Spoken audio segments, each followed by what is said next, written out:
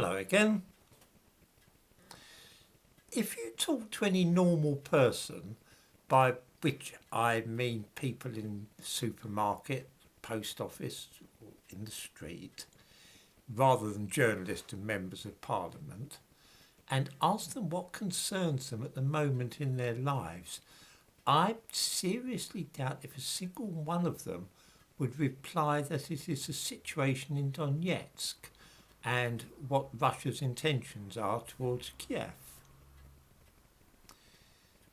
They're more likely to be worried about getting to see a GP for a real face-to-face appointment, or the length of time it will take them to get a referral to a consultant at a local hospital.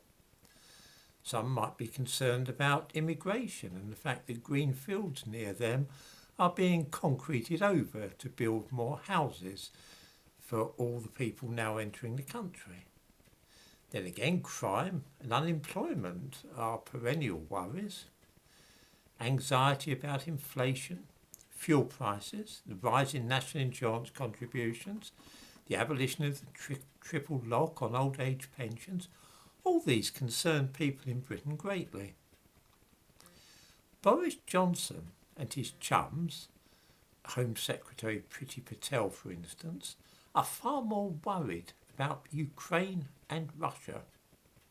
Even Health Secretary Sajid Javid is shooting his mouth off the other day about Russia and Ukraine. I may be missing something, but I really don't know why our Secretary of State for Health should be making statements at 7 o'clock in the morning about Ukraine. Surely the immensely long waiting lists for treatment on the National Health Service is more his job rather than foreign policy.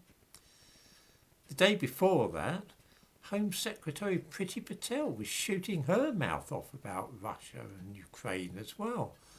Are things really going so well in this country that there is nothing more pressing for our Home Secretary to worry about than the situation in eastern Ukraine? At risk of being branded a Little Englander, which has happened before in the comments on this channel, I truly believe that the time has come for us to focus exclusively upon the affairs of our own country and to withdraw a little from the international arena.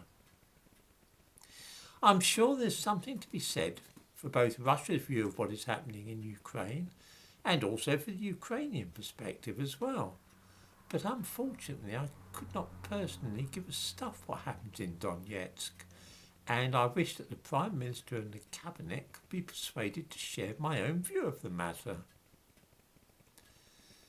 Britain is in a shocking state following the idiotic way that the COVID pandemic was handled, and the list of problems stemming directly or indirectly from that mess is now threatening the most awful consequences for working people and indeed pensioners.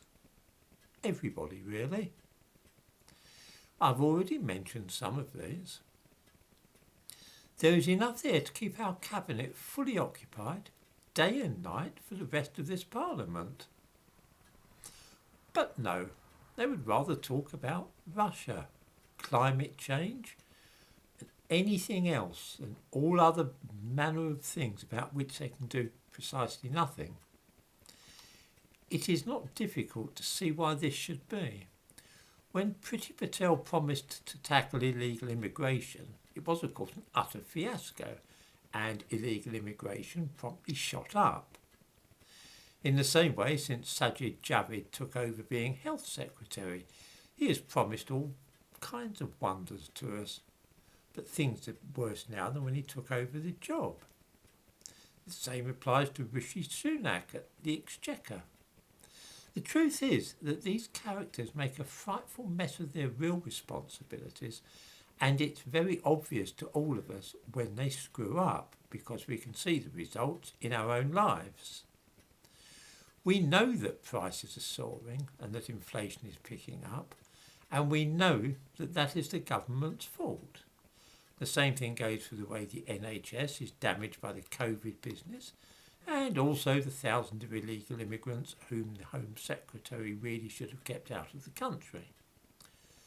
Far better for Johnson and his chief assistants Sajid Javid, Rishi Sunak and Priti Patel, otherwise known as the Three Bloody Stooges, that they talk instead about what is going on a long way away and what they are going to do about it.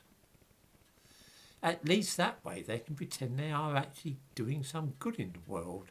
Luckily for them, it will be impossible for any of us in Britain to say ultimately whether or not they have really had any effect upon events, and indeed whether the effect they had was good or bad. When they promised to deal with illegal immigration or the problems with the NHS, of course, in this country, then we can see firsthand when they fail. And all the while, the Ukraine crisis makes it more and more unlikely that anything will ever happen to the Prime Minister about the parties held in his home during lockdown. It's a win-win situation for everybody, really, unless, like me, you happen to be an ordinary person, in which case it is getting a little tiresome.